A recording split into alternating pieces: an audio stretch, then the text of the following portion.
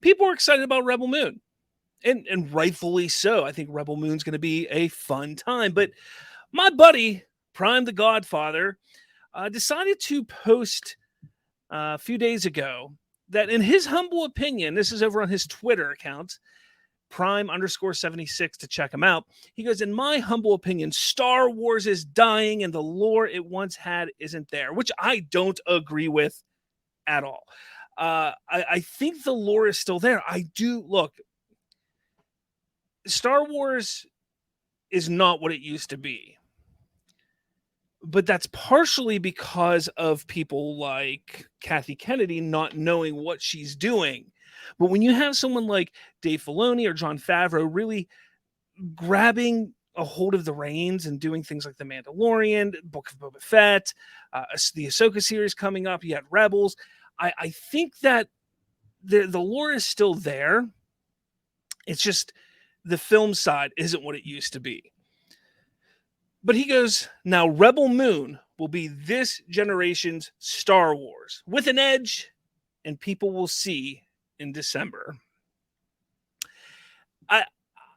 I'm a little curious about what everybody thinks about that. Look, I'm excited about Rebel Moon. I'm not overly excited about Rebel Moon because I was kind of burned on Army of the Dead. I got overly excited for Army of the Dead. I'm not saying that Army of the Dead was a bad film. It just didn't live up to the hype that I allowed myself build up inside of me for that movie. I enjoyed it for what it was. I'm interested to see him build out the Army of Dead universe, but I was a little disappointed. And I'm afraid of having the same thing happen to me with Rebel Moon.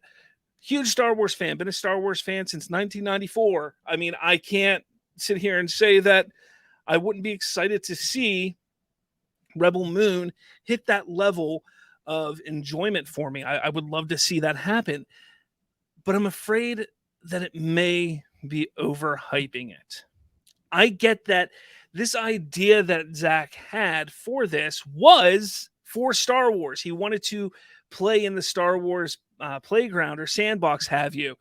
And he went back in 2012, 2013, shortly after the sale, and he pitched this idea, and they were just like, nope, not for us. So he went back, and then he went and did all of his DC stuff and his other little things he did here and there. And he still kind of like really worked on this for a number of years. I mean, I think it's like a decade or two that he's been really working on this story. So I get that it's built out of love, his love for Star Wars. I just don't know. I don't know. What does BlackRock say? That's his opinion. Don't think it's going to be true. Talking about Prime, I'm sure. Yeah, again, I'm not going to say that it won't be this generation Star Wars.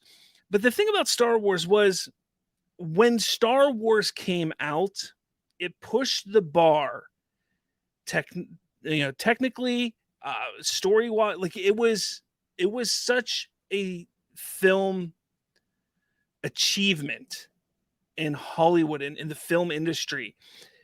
We don't see that anymore because things are like they change at a much faster pace in Hollywood today. I mean, you take a look at Lord of the Rings from the early 2000s to Transformers in 2008, and there was a major difference in special effects there. Not saying that Lord of the Rings was bad, but just the process and how everything was done.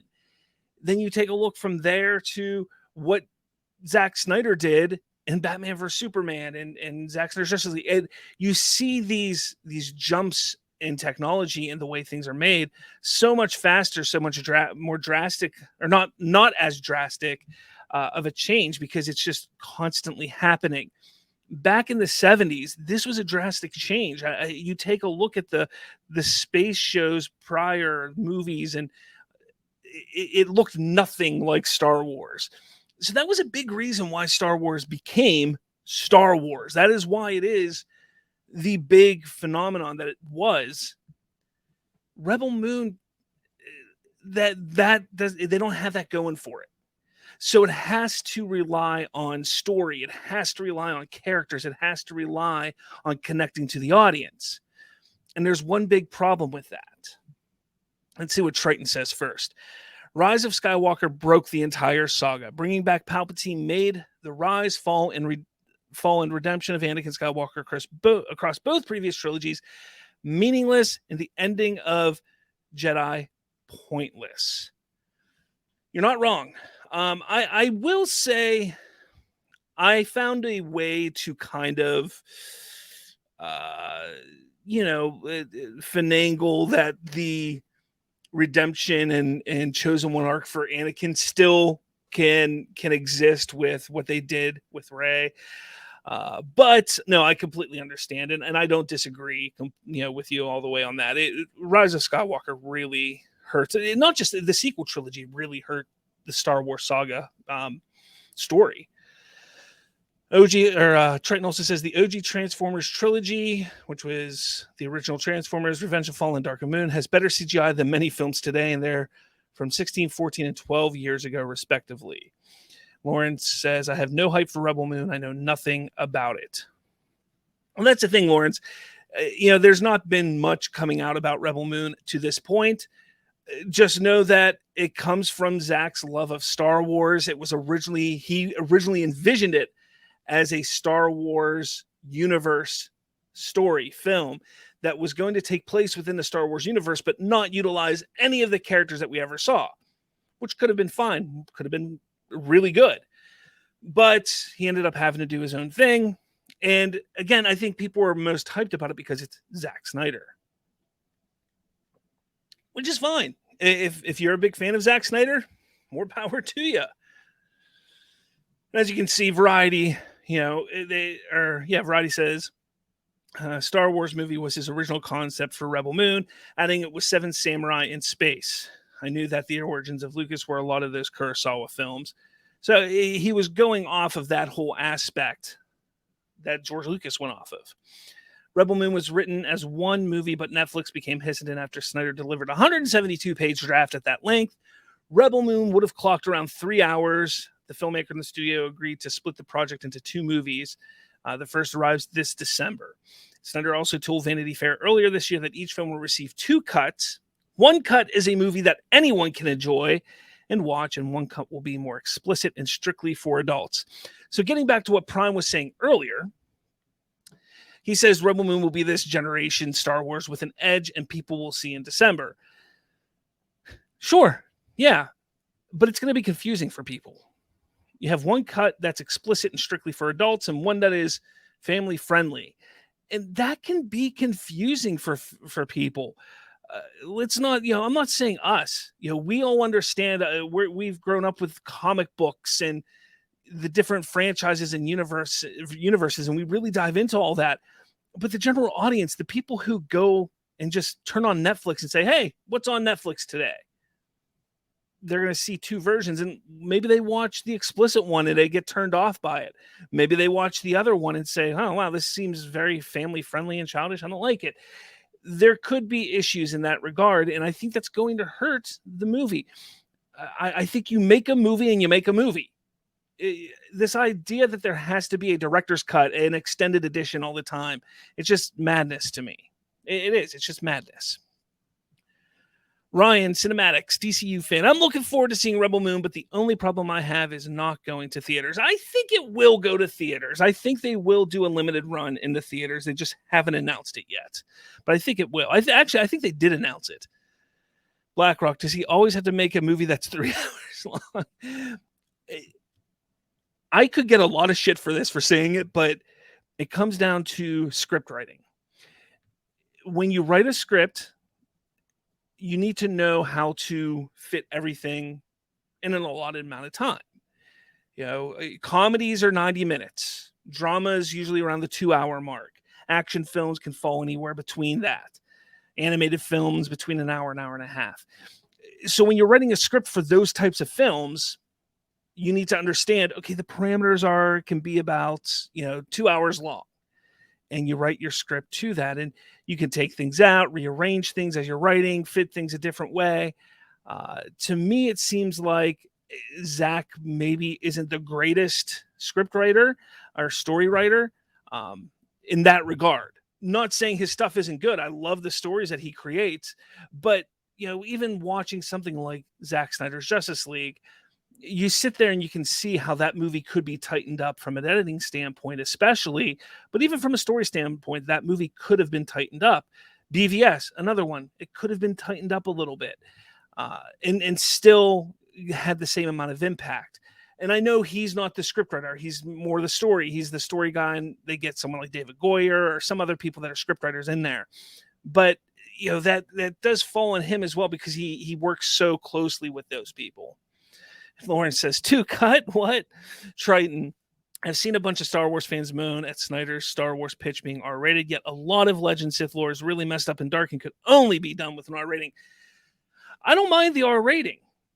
I don't mind. If it would have been Star Wars and R-rated Star Wars, awesome. I wanted to see Book of Boba Fett be R-rated. That's what I wanted to see. It would have made more sense. It would have fit the character better. It would have, I think, drawn more of an audience. And again, Rebel Moon, if he wants to make a rated R version and that is his vision, then that's what he should make. He should not make a second cut of the film that doesn't have, the F word in it, or if the movie needs it, it should be there. If he's able to make a cut without all that, then why make the cut with it? I just, to me, it seems like it's a waste of time and an easy way to get people confused. Black Rock, don't think it's confusing. I think he's trying to do too much. Exactly. He is. It's Netflix, not Disney Plus. Did I say Disney Plus? I'm sorry if I said Disney Plus. This is Netflix. I don't know. I could have been talking about Disney Plus at some other point. Whatever. Either way, thank you, Black Rock. Triton, I have no issues with Snyder's films being long. He likes to take his time to tell his story and flesh out his worlds and characters. Also, I see nothing wrong with getting more film for your money. Again, yes, I don't mind either. Where I mind is whenever you sit down and you watch a movie and you say, they didn't need that. They didn't need that. That could have been tightened up a little bit. That's whenever you see it. Like taking Zack Snyder, we're talking about him anyways. Let's take the Snyder cut. That absolutely could have been shortened by 20 or 30 minutes. It could have. There's a lot of story elements and editing elements and artistic decisions with the slow motion that really could have tightened up that movie a little bit. But it's his artistic. I mean, that's his art. That's what he wants to make. Triton, I wouldn't chop or change anything about BVS. The movie legit changed how I view film as a form of media and means so much to me on a personal level.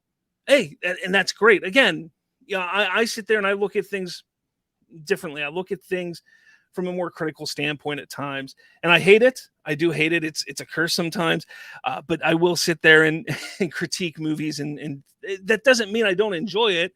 I love BVS. It's one of my favorite superhero films, but I will sit there and say, like, yeah, there's parts of it that I think they could have just removed or tightened up or changed a little bit. But again, it's not to say it's a bad film. BlackRock, I mean, he's trying to have two different cuts. It's like we're talking about Netflix and Snyder is acting like he's doing a film for Disney Plus. I see what you're saying. Gotcha. Yeah. I mean, that's the thing. Exactly. It's Netflix. Again, if the film works without being rated R, then why make it rated R? If the film works better as rated R, then why make a PG or PG-13 version? That's what I just don't understand. That's the thing that I think is, and again, I know some people say it's not confusing, but it will confuse the regular audience, the audience who doesn't know Zack Snyder as well as we do, doesn't know what he's trying to do, and they see a preview for a movie and they sit down and they pick one, and maybe it's not for them. Maybe I'm wrong. I think he's trying too hard. I think BlackRock, you said it best. He's trying too hard. He really is. But yeah, again, for those of you, thanks for commenting on it. Let me know your thoughts on Rebel Moon. Those of you who are watching after the fact or listening after the fact, let us know what you think in the comments, because I'm looking forward to it. But I'm not allowing myself to get hyped up like Prime is. He's going all for it. He's like, this is going to be the greatest thing since Star Wars, but nothing ever has been. That's been said multiple times, but nothing has ever come close to being as good as Star Wars. Maybe close. And not in the same sense of it's not good as Star Wars, but the impact that it had on a generation of film, the impact, how it changed the way filmmaking would be changed. That is why Star Wars is so big. That is why when people say that, oh, this is going to be the next Star Wars, I don't think you can't say that about anything these days. Lauren says 2 cuts are unnecessary. ZSJO was different. I may watch it. Ryan Cinematics. I agree. If the story fits for a 3 to 4 hour film, I'm in and love that type of film. Again, if it fits that, again, what the story is, if the story is a 3 hour long story, it's a 3 hour long story.